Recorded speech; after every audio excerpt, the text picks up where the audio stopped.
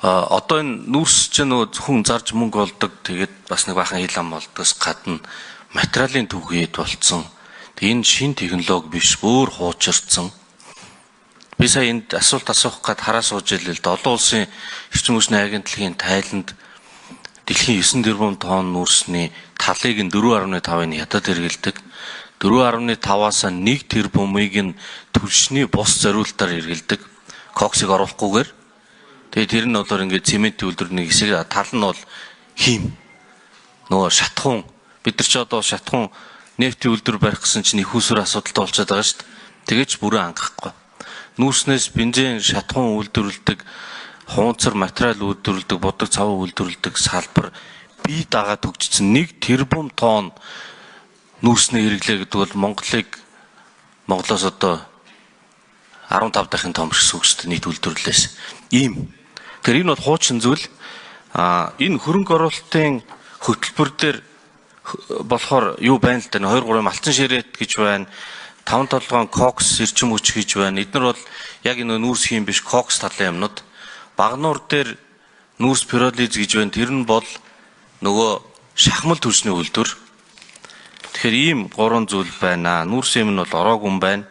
Уг нь Дэлхийн банкнаас Монгол улсын засгийн газар зээл аваад хуучны уул уурхай ам багнуур дээр том нүүрс хиймийн нүүрснээ шатхуун үйлдвэрлэх зуны цагт болохоор байгалийн хий үйлдвэрлэх юм эсрэгээр төсөл тэзүү хийгээд баталсан байгаа. Төрүүчийн хамтарсан засгийн газрын 24-28 хөтөлбөрт нүүрс хиймийн туршилтын үйлдвэрийг ажлууд сурах гээд орсон байгаа. Бас тэзүүтэй.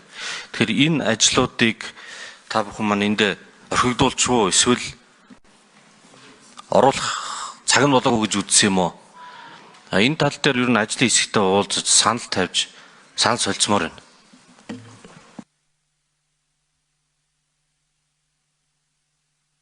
За учрал сайд. Тэгээ ер нь засгийн газрын үйл ажиллагааны хөтөлбөр туссан 14 мега төслийг энэ 4 бүлэг 15 зүйл аргачлаар үнэлсэн. Яам болгон дээр байгаа төслүүдийг үнэлсэн.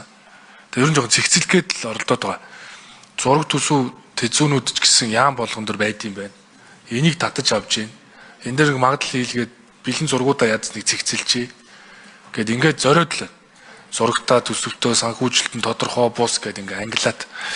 Тэгээ ямар ч байсан яам болгон дээр байгаа төслүүдээ нэг татаж аваад эренбэлж дуусгасан. 14 төслөө дуусгасан. 14 мега төсөл дээр тэр нүүрс хэмийн цогцлбор төслүүд дотор бий. Энэ удаагийн бодлогын 5 жилийн бодлогын чиглэлийн хөрөнгө оруулалтын хөтөлбөр дотор нүүрс хэмийн цогцлбор гэдээ байгаа. 2025-аас 2030 санхүүжилтийн их үүсвэр шууд хөрөнгө оруулалтаар гээд төсвөөс биш Эрдэнэс Монгол компани хэрэгжүүлнэ. Тэзүүн хийгдэж байгаа санхүүжих дүн гэдэг. Ингээд ер нь бол тусгасан 4-р хавсралт дээр. Тэгвэл санхүүжил шийдвэрлэх шаардлагатай төслүүдийн жагсаалтанд хамарж байгаа гэсэн үг. Тэгэхээр бид нар бол энийг тэргүй ээлжинд хэрэгжүүлнэ. Ач холбогдол өндөртөө мөртлөө social impact нь өндөртөө мөртлөө зураг төсөв тэзүү бас бүрэн бэлэн биш санхүүж тодорхойгүй. Тэгэхээр нөгөө ирэмбээр хоошоо орчод байгаа. Ач холбогдол өндөртөө төслөөр бол өндөрт бол ирэмблэгцэн гэдгийг хэлье. Тэгээ энэ нүүрс хэмийн цогцлборын төсөл ямар төвшөнд хэрэгжиж байгаа вэ гэдэг талаар бас ажлын хэсгээс нэмж хариулъя. Тэгээ наран цогц захирлаа. Ажлын хэсгийн 3 дугаар микрофон. За жол жаргал гишүүний асуултанд хариулъя. За Багнуурын нүүрс химийн цогцлбор Багнуурт одоо үйлдвэр технологийн паркийн төлөвлөлт хөгжлийн төлөвлөгөө хийгдээд аж үйлдвэр эрдэс байлгийн яам дээр батлагдсан. Энэ бол 2 шаттай явах юм.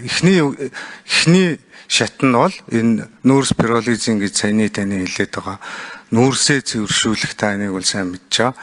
Эсэг тэгээ энэ нэрээр нь орсон юм шиг байна, зүгээр тэгж уншигдаад тах шиг байна. Яг үүндээ бол энэ яг таны хэлж байгаа нүүрс химийн одоо цогцлбор баригдана. За энүүгээр бол эхний ээлжинд энэ нүүрс пиролизийн үйлдвэр буюу нүүрсээ цэвэрлэх энэ 2 сая тонн нүүрс бид нар боловсруулах тэзүү хийгдээд дуусаад яг одоо эрдэс баялагын зөвлөлтөөр хэлцэгдэж байна.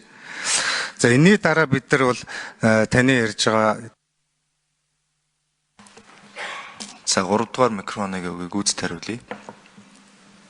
За энэний дараагийн шатанд бол бид нэр нүүрсийг хийжүүлэх, за байгалийн хий, за нефт, шингэрүүлсэн хий, аммоны сульфат зэрэг бүтээгдэхүүн нүүрснээс боловсруулах ийм төлөвлөгөө, хөгжлийн төлөвлөгөөнд бол орсон байгаа. За энэ төвшөнд бол Эрдэнэс Монгол төрийн өмчийн компани бол хийн. За энэ дээр сахилгааны их усүр бас давхар баригдана.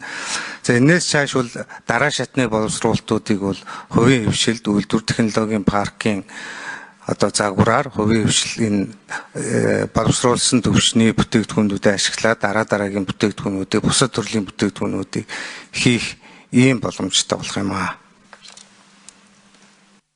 За золжиргал шүн тодруулъя. За ерөнхийдөө ойлголоо. Ер нь бол бас бэлэн биш байгаа тэр хэмжээний юм гэсэн утгаар ач холбогдлын хувьд орсон юм байна. Тодруулаад нэг хоёр зүйл хэлчихэ. Нэгдүгээрт нь Багнуурт барих тэр эхний нүүрс химийн эхний шат биш ээ. Энэ бол хагас коксон шахмал түлшний үйлдвэрийн дүг үедийг гаргаж авсан. Зөв биз? За тийм байна. Тэгэхээр тусад нь ойлгомоор байна. Нөгөө шатхуун бензин химийн нийлэг байгалийн хий гэдэг бол тусдаа зүйл. Тэрийг Эрдэнэс Монгол байгуулагдахаас өмнө ч бай зөндөө улсын зардлаар ингээд судалгаанууд хийгдээд хэзүү хийгээд Дэлхийн банкны юмгаар гараад олон улсын экспертүүд баталсан байт юм аа.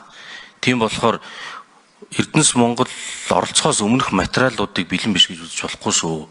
Энийг бас эргэж хараарай гэж хэлмээр байна. Бэлтгэгдсэн, үйлдвэрлэлд нэвтэрсэн ийм зүйл.